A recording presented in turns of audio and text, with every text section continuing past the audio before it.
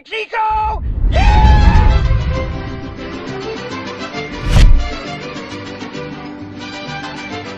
You done? Pinch it off. We got videos to shoot. Shoot them from the fucking shitter. You think so? Yeah. I think it'll really capture your good side. Yeah, my left side.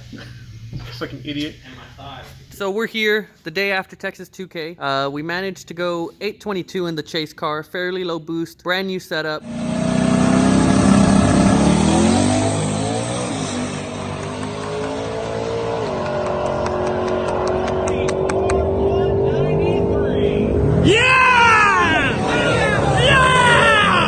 Heard a little ticking sound, so we decided to cut the weekend short. So now we gotta rip it apart and see where that sound's coming from. Do you have any ideas, Aldo? What are you thinking? I wasn't 100% sure if it was a bottom end or if it was maybe something in the top, but judging by the way the oil filter and the oil looks, it's definitely something in the bottom end. So time to tear it down and see exactly what went wrong. For those who don't know, what do you do? What is your job description, your company? What do you guys do here at Aldo Welds? I am basically an all-around Badass? Yeah, you can say badass. All right, an all-around badass. I'll co-sign that. All-around builder. I could definitely do the wrench turning, the mechanical side of things 100%, but our main thing is fabrication. Fabrication is basically what I started this business as, and just kind of shot from there. We went from building just one-off builds here and there to just skyrocketing with the Coyote twin turbo kits, and that's kind of what's kept me busy and kept the doors open this past year. So that's where we're at now. All right, so we never really did a build video on this car just because we've always been last minute. That's kind of what we do. Even if we have 100 days in advance, we'll get it done the night before. That's just the way we operate. I don't know why we're like this. It's been that way for 5+ years. But we'll do a quick rundown of the car and see what you guys think about it. We have the Watson K member. We have had our Aldo Welds mid-mount turbo kit on for quite a bit now. We initially put the car together with the goal of going 9s on the stock motor. Not only did we do that, we smashed that, and we have gone as fast as an 8.6 on this current, on the stock motor at the time. Lund has tuned the car since day one. Couldn't be happier. We have full UPR suspension on the car. Those guys are super awesome, have always helped us along the way, told us what to do. We got some wheels from our friend at 1320 Wheels. Derek, super cool guy. I've been buying wheels from him probably 8 years now. Here towards the back, we have a DSF drive shaft. Good stuff, haven't had any issues with that. Further back, you'll see our UPR components here. And then we're still on the factory diff, so a bunch of good stuff there. It's not really an overly complicated setup. It just works for what it is. It's full interior, and we're hoping to go 7s with it still being a street car. What a lot of people don't know or don't realize is that with this particular kit, we're still on an air-to-air unit.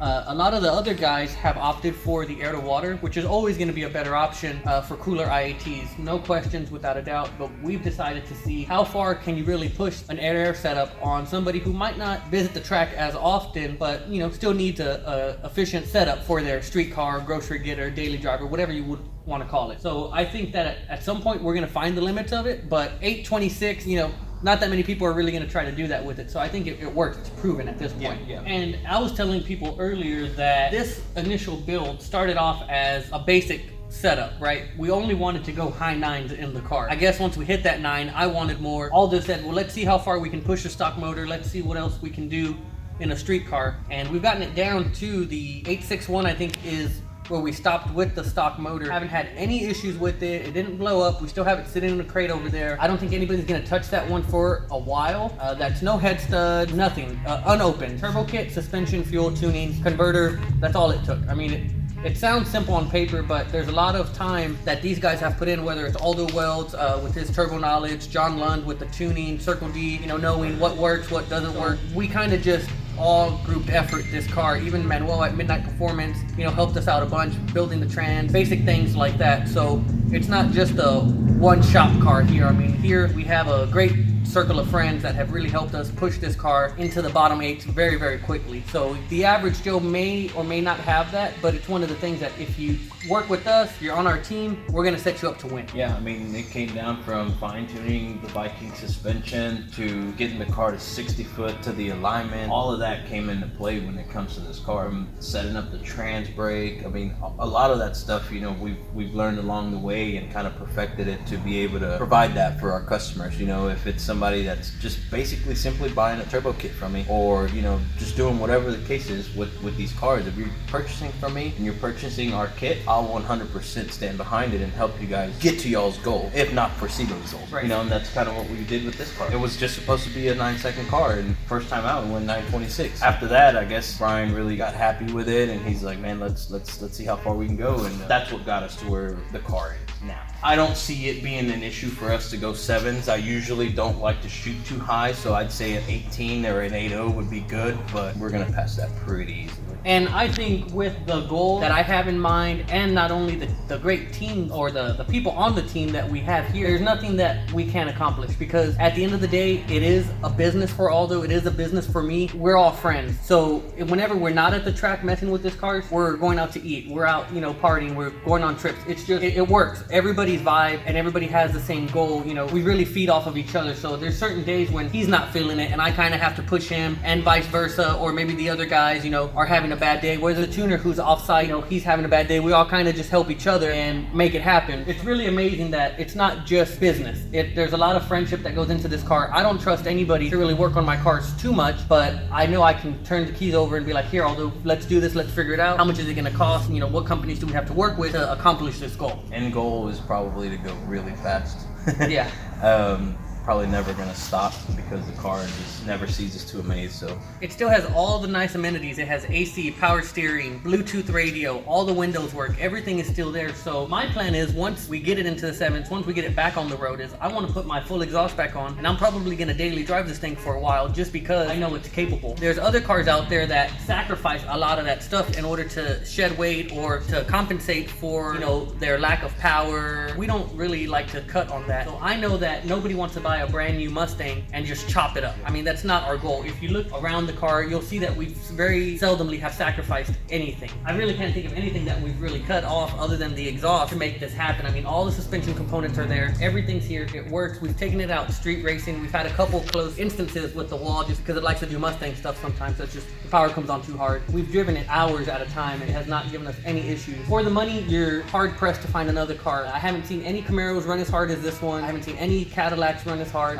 overall. Now, if you're gutting them out, race carring them, I'm sure there's 1 or 2 that might be in the 8s, but consistency, I think we have maybe 3 or 4 of these cars with a similar setup in the 8 on the stock motor. My favorite part about it being a Mustang is that all this is obtainable. The average Joe can go buy a Mustang, send it to Aldo, send it to Manuel, send it to Lund Direct if they want to, you know, put something together for them, and go just as fast as we did, as long as you have the right components involved and the right people working with you. There's other companies out there that make, you know, great products as well. We're not here to down anybody, but from what we've seen, we haven't had any run close to us in similar settings, similar situations, and have lived to tell, right? So we've seen others, you know, go in the 8s as well. Talking to different tuners, you know, across the platform, they seem to have a little bit of a smile on their face when they get to work with one of the Aldo Welds kits, because they know the efficiency there, they know what they're getting, they know the wastegate, blow-off valve, they know everything's quality. So it's not the cheapest kit on the market, but you get what you pay for, and I feel very comfortable telling people like, hey, these parts, you put it on this car, talk to this tuner, and this is how fast you're gonna go. And that's it. I mean, it doesn't get any easier than that. Mustang GT is not out of reach for, you know, many working class people. Now, if you're a kid, you're growing up, yeah, the stuff might seem a little bit expensive, but everybody gets there, everybody starts somewhere. You can always work towards it later.